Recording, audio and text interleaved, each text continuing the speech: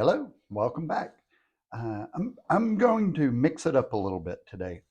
Excuse me, I'm doing something with my throat, but we're going to kind of mix it up a little bit. I've been getting a little bit of feedback from y'all, and I love that. Keep it coming. I'm just absolutely blown away when I run into somebody I didn't even know was listening, and you're listening, and I love that. Keep going, share it with everybody you want to. But it is a huge honor to know some of the people that I have immense respect for and love for are listening to this and saying they're enjoying it. So please continue to share and like and comment, and we'll get this out to more people. That would just be great. So today we're going to cover Genesis 33 and 34. And the reason I say we're going to do something different is because I love when people read their Bible. I think the Bible should be read out loud.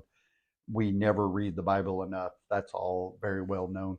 But in this setting, I'm a little concerned that my reading it out loud is uh, causing us to lose some time. So we're going to try this. If you like it, great. Let me know. If you don't, let me know that too. We'll play around.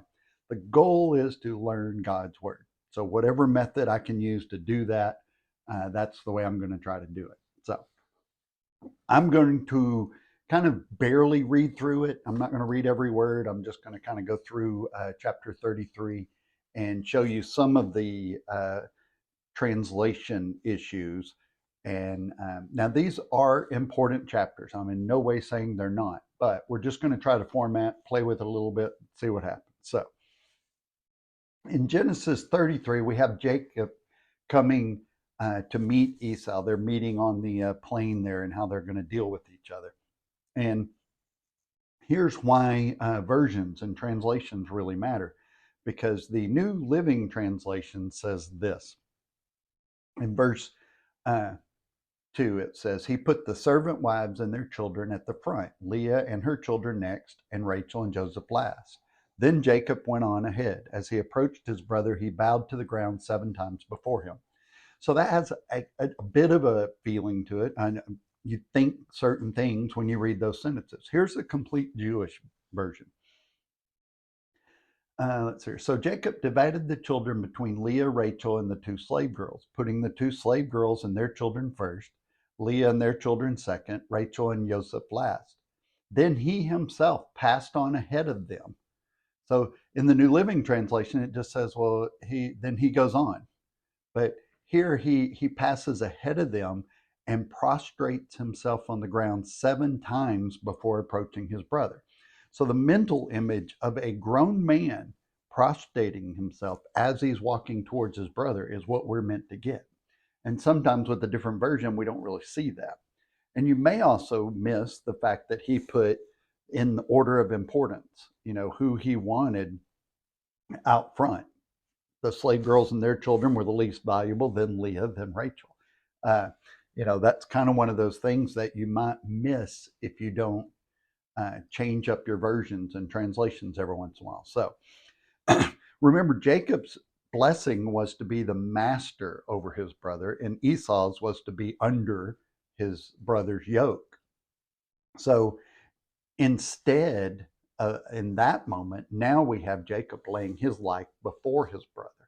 And in Middle Eastern culture and tradition is that prostrating is essentially saying, I'm surrendering to you. I'm coming in peace, so to speak, with respect. So even though he had no intention of following Esau, after this whole big thing happens, he says, oh, okay, yeah, we're going to do this, we're going to do that, and then he splits.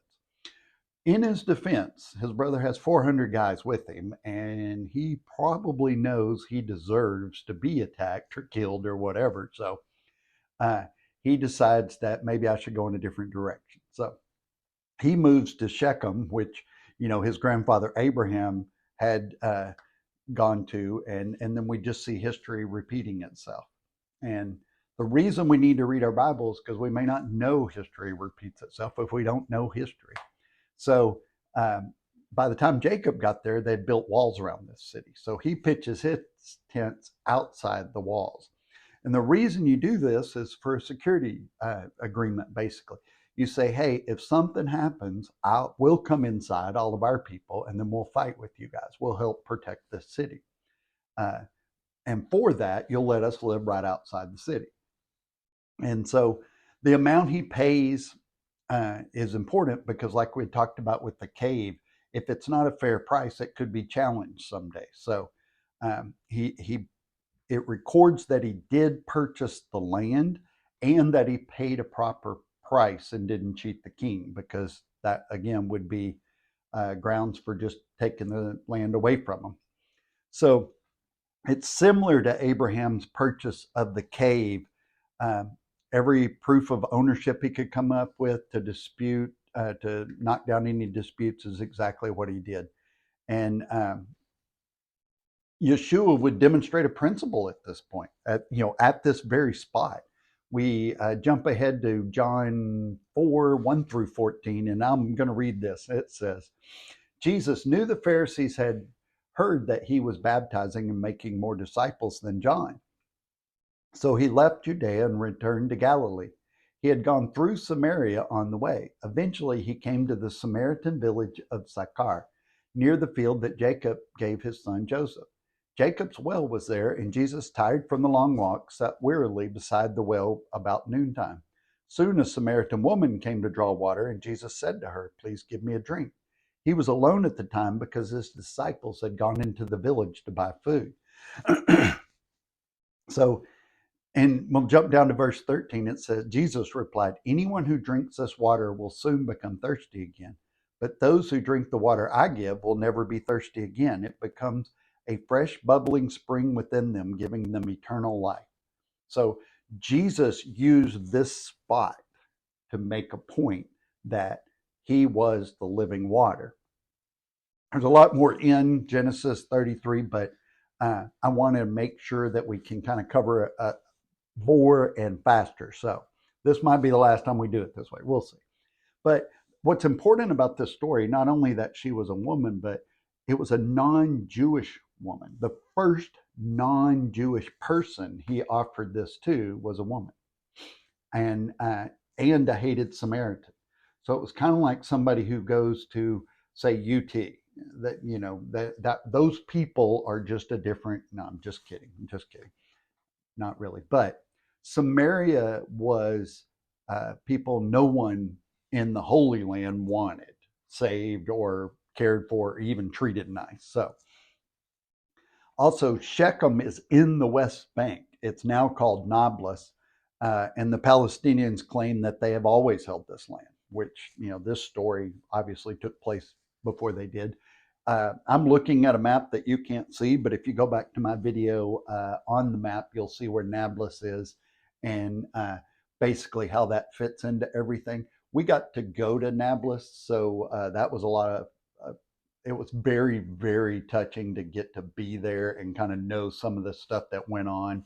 Look off into Jordan. It was a little nerve-wracking. But so Genesis chapter 34.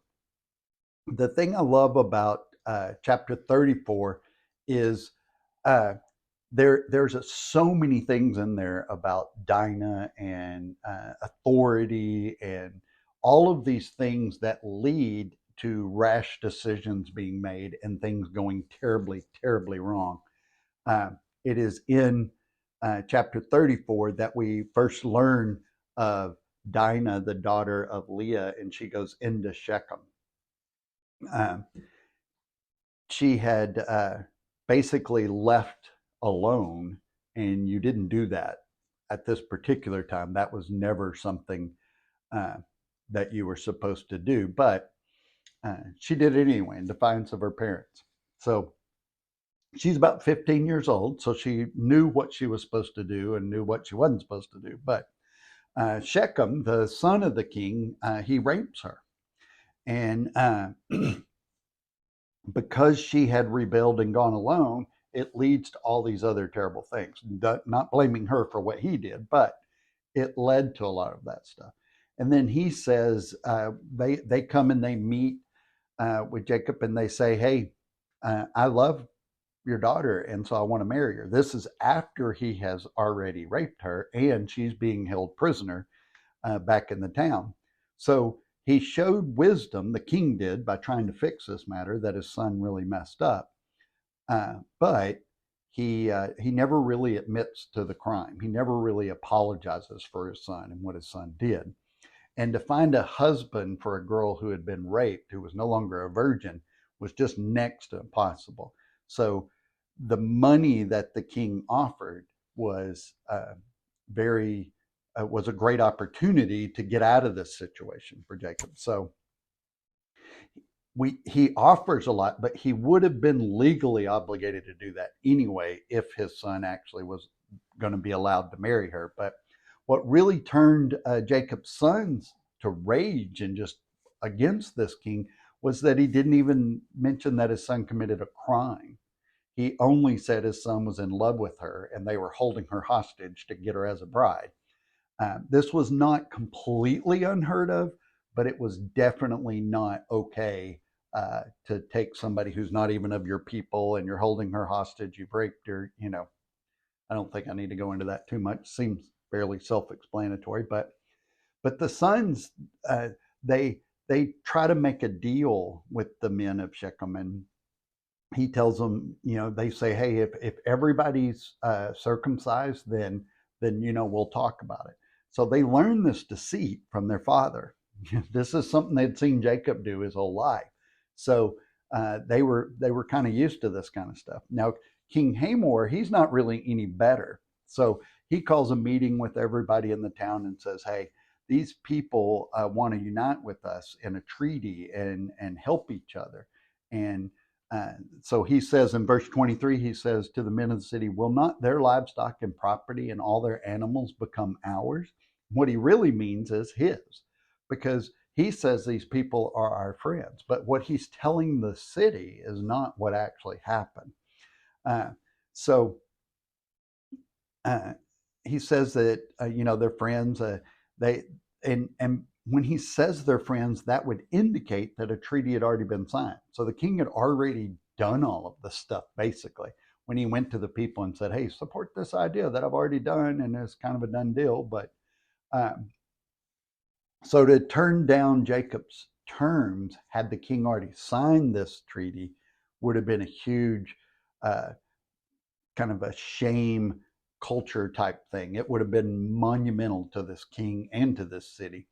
And remember that a lot of these cities were loosely held kind of tribal things. So they weren't real structured. So anything could almost throw the balance off of it. So uh, they end up, he convinces them all to get circumcised. So of course, once you're circumcised for a couple of days, you're not going to be too ready to fight about anything. So they go in and they rescue Dinah and get her back, and they wipe out all the men in the city, pillage everything, and do all this really, really bad stuff. It's a great story. But the tribes of Simeon and Levi are the ones that went around and killed all the males. And and this is really interesting because they're the priest and the temple leaders. So the two primary jobs of Levi and well, definitely of Levi would have been butchers and of the sacrificial animals, doing all of that blood stuff, and as armed guards for the temple. And Simeon was kind of the same way. They were helping out a lot of the things, and they became absorbed into the Judah tribe because they were just small. They were dying out. So the violence is what kind of described them best, I guess. It's a good way to look at it. So Jacob's heartbroken. The Hivites, the ruling tribe of Shechem, were one of the many tribes of Canaan, son of Ham, grandson of Noah. They were all interrelated and probably had a protection treaty of some kind with all the other different tribes. So Jacob tells his sons that now these tribes are going to come against us. So we got to get out of here. I'm sorry, God was not going to let Dinah and Shechem marry because that would have joined to a curse line with the blessed line. He wasn't going to let that happen. It wouldn't have joined Shem's line with Ham, and that was important. I think I've said that 100 times, but uh, the key is read through the chapters, then watch this video and let me know what you think. So we did 2 chapters, 33 and 34. We'll jump into 35 next time. I hope that you're finding this helpful. Please continue to share and let people know about it. Send me feedback. Don't assume that I know you're watching, and don't assume that I'm thrilled about it, because I might not have any idea. God bless. Remember, love God, love people, and change the world.